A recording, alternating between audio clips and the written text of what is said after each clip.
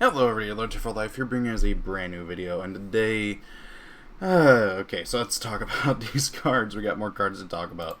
Plenty of stuff I really want to talk about. I can't get super loud because my aunt's trying to sleep in the other room, but I gotta try and find more time to record, and that includes recording after I get off at work. So bear with me if it's a little bit quieter. Just gotta get used to things and how they're gonna be until either I get my own place one day or I get moved to the basement. Anyway, so today, guys, let's talk about these new cards that I need to catch up on, and then hopefully soon I will be able to get out a new archetype analysis because I got a new one I know you guys are going to like. Anyway, so first and foremost, let's get rid of the cards. Get out of the way with the cards that I do not want to talk about because they should not exist. A fusion Eldlitch and a fusion spell for it. Okay, look, I liked Eldlitch as an archetype before. I still kind of do. I like the playstyle of Eldlitch the archetype. It's a fun little deck. It's got some cool little gimmicks and everything. What I don't like is how it's become like one of the most annoyingly oppressive decks I have ever had the displeasure to duel against. Yes, I am salty, I am tired of it, and they barely got touched on a recent ban list, so it's just annoying. Anyway, they got a fusion monster, and I've seen a lot of people say he's just a win more card, but like, I don't know, this thing feels a lot more strong than just a win more card. So this is El Rey Conquista Eldwitch, which, by the way, I love the design of this thing. He's really cool, and he basically has the galaxy in his hands. I love this design. He looks so cool. Definitely, I didn't think they could make Eldlitch the Golden Lord any cooler, but they did. That is insane. You know, as much crap as I'll give Eldlitch the archetype for what it's become, I love the design of the cards. They are so cool looking. Like Eldlitch himself looks like a perfect boss monster for Dark Souls, and I would love to see that crossover, but I don't think it will ever happen.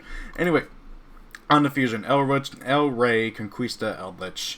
Light zombie fusion effect monster, level 10, 3800, 3500, so 38, 35. Basically just an overall buff of the original Eldlitch. Speaking of, he needs one Eldritch monster plus one level 5 or higher zombie monster. Kind of hinting at possibly more main deck Eldritches, or heck, you can even fuse himself with another copy of something to fuse a second one, which is kind of funny. You can only use this card's third effect once per turn. This card's name becomes Eldlitch the Golden Lord while in the Monster Zone. That's really important for a lot of the Golden Land effects and stuff like that. He cannot be destroyed by battle or card effects. Yes, because that's what Eldlitch need. A destruction immune boss monster. Now, granted, yeah, it's not the hardest thing to get rid of. You know, once upon a time, Beals was like an annoying card to deal with. But there are still decks that have a hard time dealing with cards that say, hey, I can't be touched by anything that doesn't by anything other than non-destruction removal. You know, granted, nowadays we have instant non-destruction removal with good old Unicorn, with Boral Load, who I've been seeing quite a bit more play of recently with Boral Load over Boral Sword. So this thing, it's not like the most annoying thing to deal with, but it is something that can still like win games from time to time, depending on what you're doing against. And then you contribute a zombie monster, then target a face-up monster your opponent controls, take control of it, but it cannot attack or activate its effects until the end of this turn. So you get to take control of a monster permanently, and sure, you can attack with it or activate its effects for the turn, but you still get to keep control of it.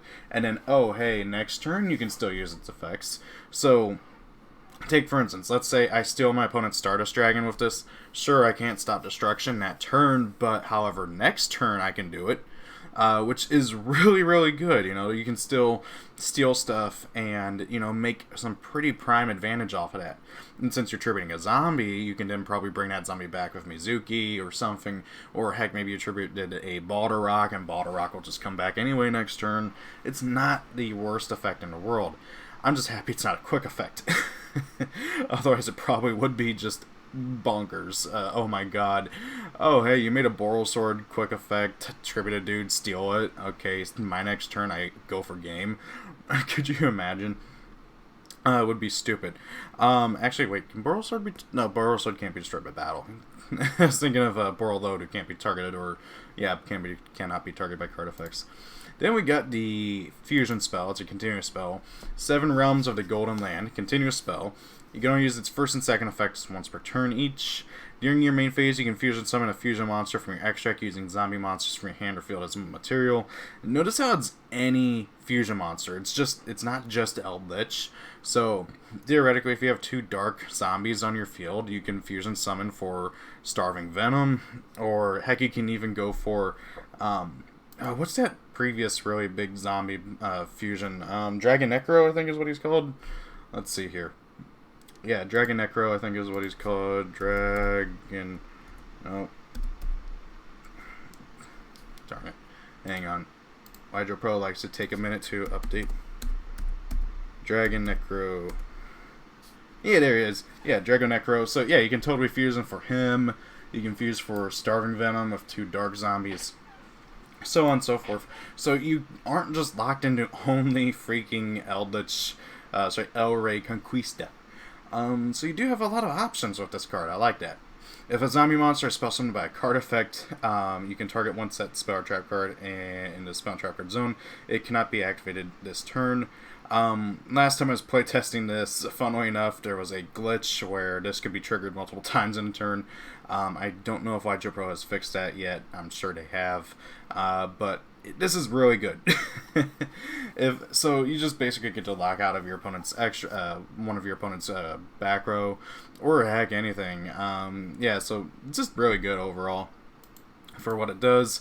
You know, it's not like the greatest thing in the world, but it is searchable, it is recurable, and all that fun stuff. And hey, once per turn, free fusion summon, who doesn't like that? Next up, we got some stuff from Selection 10, which is the replacement for Link Vrains pack in Japan. Lord knows when we're going to get these. I don't even think we have all the Link Vrains cards yet, so we'll have to wait and see. Pardon me. First and foremost, we got Nef Shadal Genius. I almost called it Genesis. Genius. Oh, hey! That is totally the, what is it called? There's a trap card, that, like, destroys spells in the, what was it called? God, there was a trap card that had this exact thing in it. Let's see here. I think it was, like, Destruction something. It came out, like, it was, like, in the first wave of, it was, like, back in, like, the first wave of Pendulum stuff. What was it called? It was... No. It was, like, it destroyed spells in the deck. Destroyed... spell. No. Send spell. Why does nothing want to search? That is so weird. Send, well, whatever. There was a trap card. Oh, you know, I think it was chain something. Chain. Yeah, chain dispel. Look at that. Look at that. It's totally the same thing. It's cool. So wait, this is... So Chain Dispel is in the DT arc. Chain Dispel is totally in the DT lore. That is cool.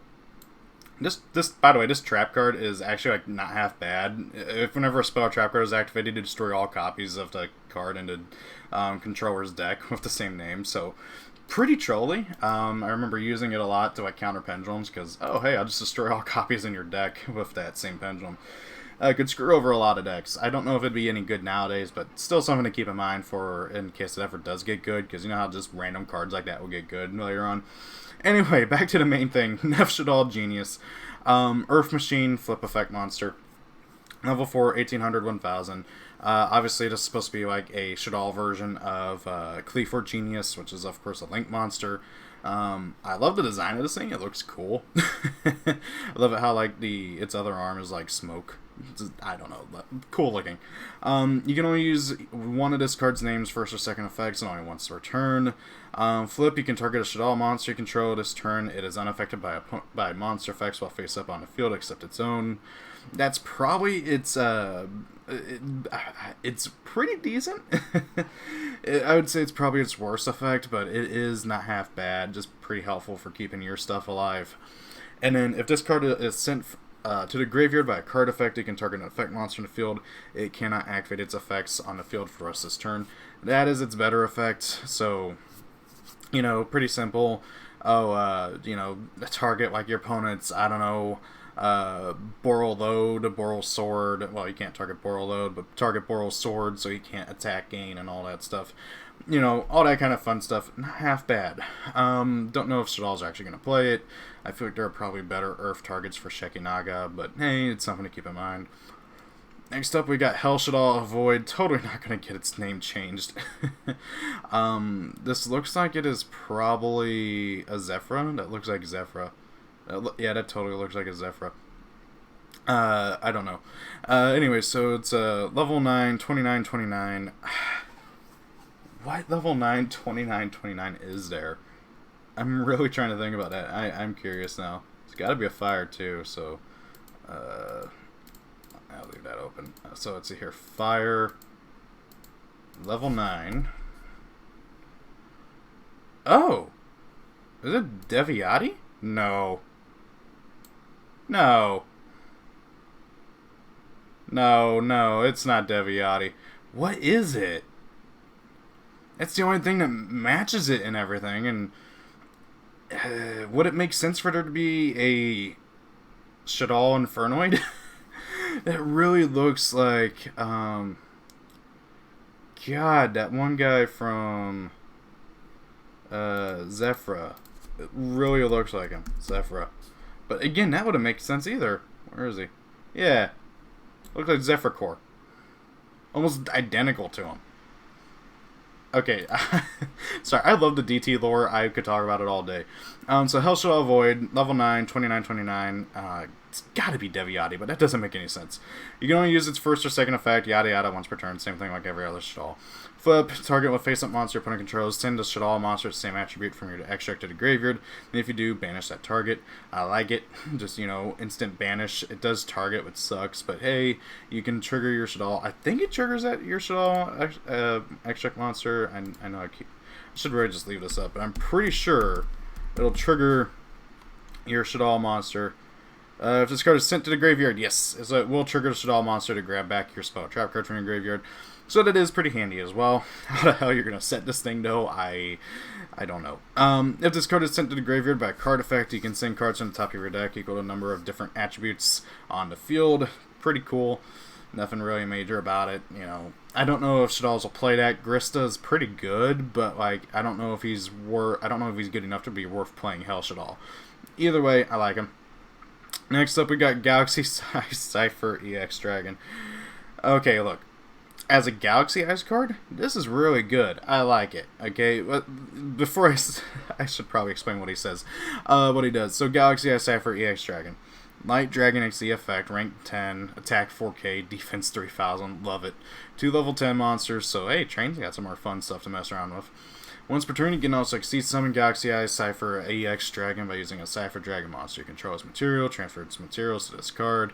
You can detach 2 materials from this card. Your opponent cannot target light monsters you control with card effects until the end of their turn. Once per turn, during your standby phase, you can return a rank 9 or lower Dragon XC monster from your graveyard to the extract, then spell summon that monster from your extract by using this card you control as material. This is treated as a XC summon, transfer materials, yada yada. So basically, you can detach 2 materials, make it so your light monsters can't be targeted by card effects until the end of your opponent's next turn. Cool. Standby phase, you can basically rank them down into another monster, which is pretty good, because then you can cheese out like the Galaxy Eyes Xyz monsters, any of them. The biggest one that that is kind of fun to possibly cheese out with is Neo Galaxy Eyes, because you can cheese him out, which I love. Neo Galaxy Eyes needs more love. He has severely become outdated. This card is really good. It's really good for Galaxy. that's all I gotta really say. He's a really good another toolbox for Galaxy. For Cypher, he doesn't do much. Okay, because Cypher's this doesn't do anything to fix the Cypher issue. Cyphers need more main deck monsters that are good, and they need more spells and traps. They mainly need their spells and traps that they don't have from the anime, most notably Parallel Cyphers, I think is what it was called. The continuous spell that makes it so that whenever a Cypher battles, if you have another copy of that monster on the field, you double its attack power. Why do we not have that card printed yet, Konami? Otherwise, this card is really good for Galaxy. I like it. You can cheese them out easy too, thanks to Galaxy Eye Cypher Dragon being able to steal your opponent's monster and turn it into a Galaxy Eye Cypher Dragon. So then you plop this thing on top of it, and your opponent doesn't get their monster back or anything. I like it. This card's good. It's not the greatest thing in the world, but I like him. Next up, we got some Laval stuff, and that's the end of Selection 10 for now. But this Laval stuff I like. So first up is Laval Archer. He's a level 4 Pyro effect monster with 1,000 attack and 200 defense. So rekindling target, thank God. You only use this card's second effect once per turn. If this card is normal summon, you can activate this effect. During the main phase, you can normal summon a Laval in addition to your normal summoner set. You can only gain this effect once per turn. This is something Lavals need. I know there have been people out there who say that this card is garbage for Lavals. This isn't what they needed. But having played around with the Lavals, they need more extenders and more starters. They don't have many. So if you open a handful of tuners, you're kind of screwed. And Laval Archer helps you fix that out, especially since you don't have that many good non-tuners. So this card is going to be helpful with that quite a lot. And then if he's in your graveyard, you can target a fire you control, destroy it. For the rest of this turn, you can't summon anything except for fires. And then, oh hey, he gets to spell summon this card in defense, but banish it when it leaves the field. It's okay. It doesn't really... I mean, for Lavals, if you ignore the fact that they are basically Quasar makers, it's not half bad for an archetype use. But considering that Lavals are all about making Quasar, it's kind of needed that you can't be locked into fire.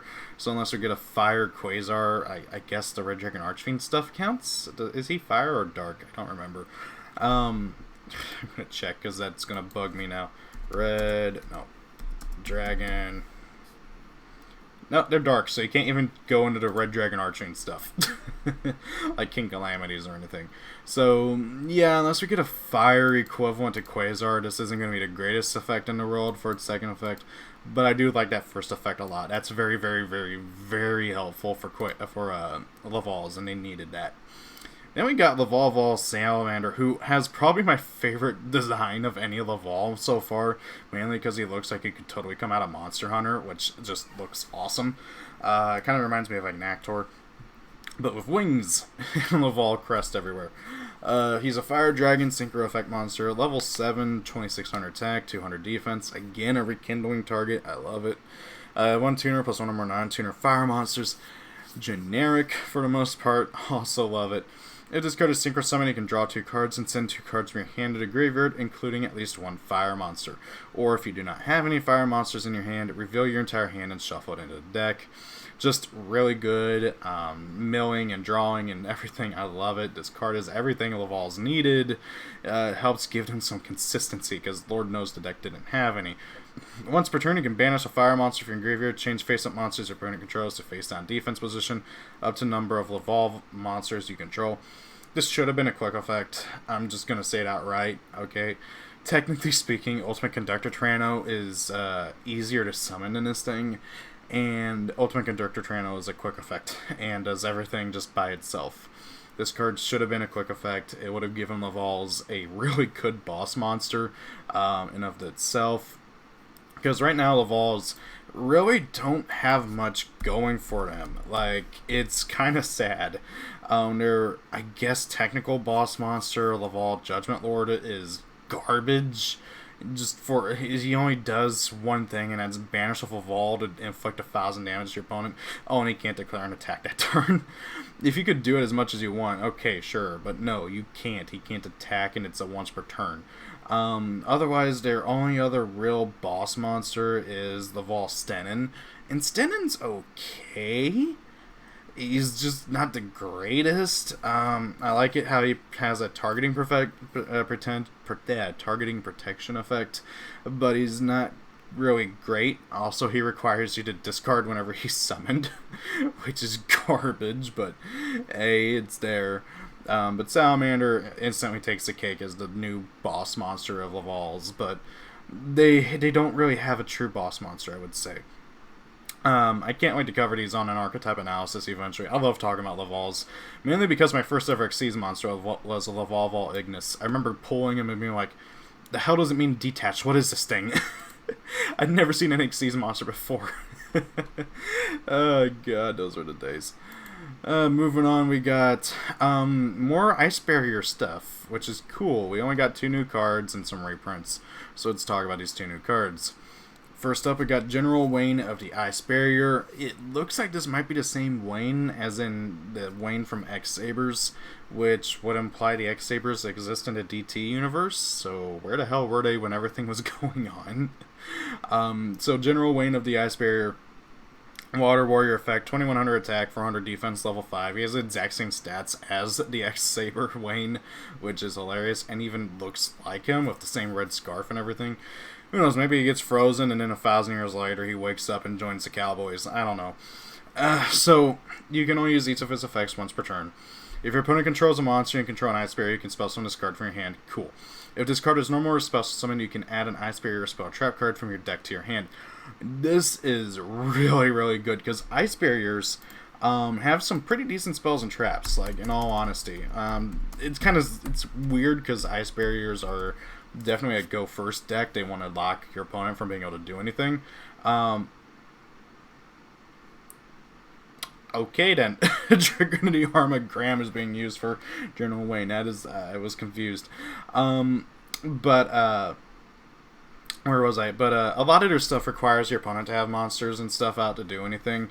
But their spells and traps are really, really good. Like, for instance, Magical Triangle of the Ice Barrier.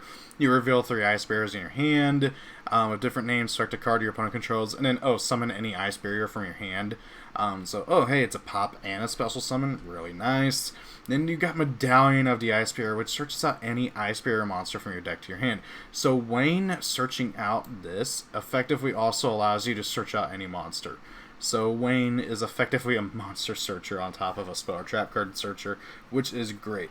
They also have Mirror of the Ice Barrier, which is okay. It combos with Trishula, and that's the whole point of it. Which is interesting, but it's not particularly great. If you guys don't know what Mirror does, during this turn, each time a card is removed from play from your hand, your side of the field, and or your graveyard by the effect of an opponent's monster. If a card is in your hand is removed from play up to 2 random cards in your opponent's hand. If a card you control is removed from play up to 2 cards your opponent controls. And does the same thing if like a card in your graveyard is removed from play. It's pretty handy for like if like Ygopro is super heavily used, or like it's a mirror match and stuff, and that's the whole point of this card, is it's basically a Trishula as a spell form, and it triggers every time after it's activated. So, your opponent activates Ygopro, chain, get rid of stuff out of your opponent's graveyard too. Pretty cool, not the greatest thing in the world. I could see it being side deck material at best. But hey, now it's searchable, which is great, because that's what they needed. This is also the progenitor to the other mirrors, Necroz Mirror, Gishki Mirror, all that fun stuff. Wow, what an increase in power, that's for sure. Then we got the Calm after the Ice Barrier Storm, which has some beautiful, beautiful artwork. I love it. I love it so much. This artwork is just gorgeous.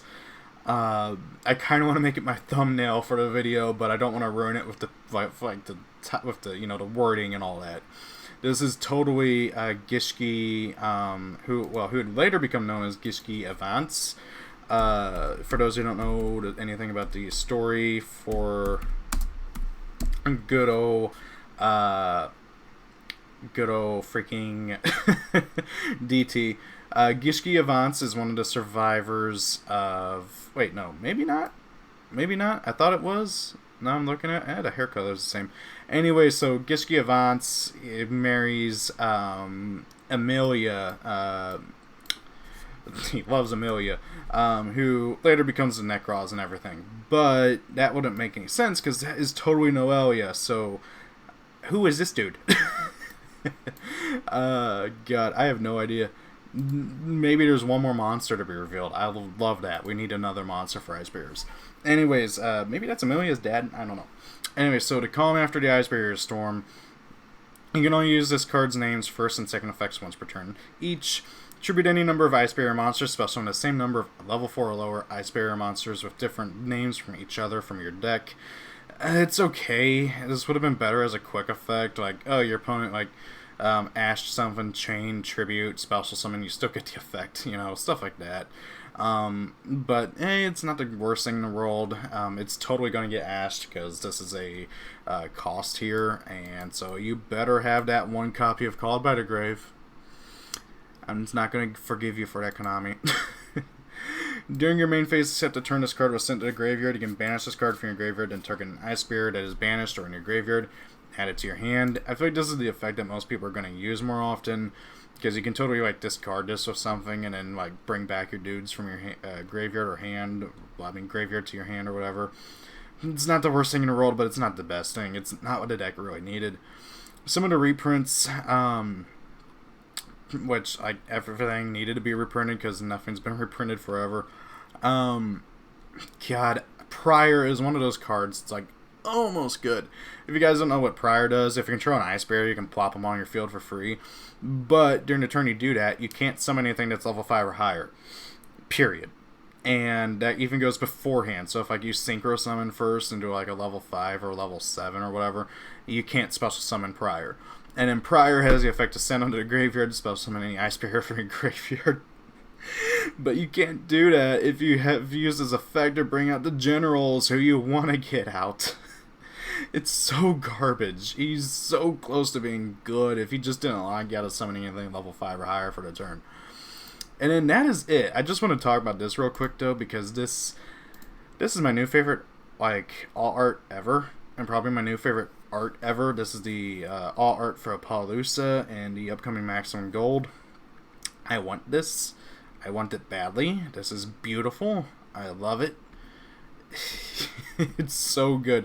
I just wanted to showcase it because it's so good. This is beautiful artwork.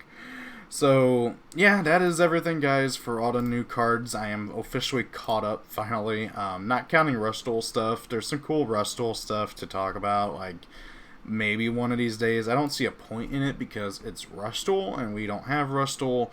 The, like, most interesting thing from Rush Duel so far is that there's an archetype all about chairs. Yeah, there's a chair archetype. I didn't know that Konami could get any more, like, weird with its archetype choices. But, yeah, we have here the Dark King of Chairs. I am so scared. He's the King of Chairs, guys. Look at that. Oh, God. Konami, you guys are crazy. So, guys, that is it. Thank you all for watching. If you guys want me to cover Rush Duels, let me know. I don't see a point in it right now because Rush Duels are still finding their footing, and on top of that, like, they kind of sort of don't exist in the TCG side. I would be totally game for them releasing the chair archetype in the TCG. Like, I want to be able to say I beat my opponent with chairs. Play the WWE theme. Anyways, guys, thank you all for watching. Have a great day. It's your birthday. Happy birthday. See y'all later. Peace out and goodbye.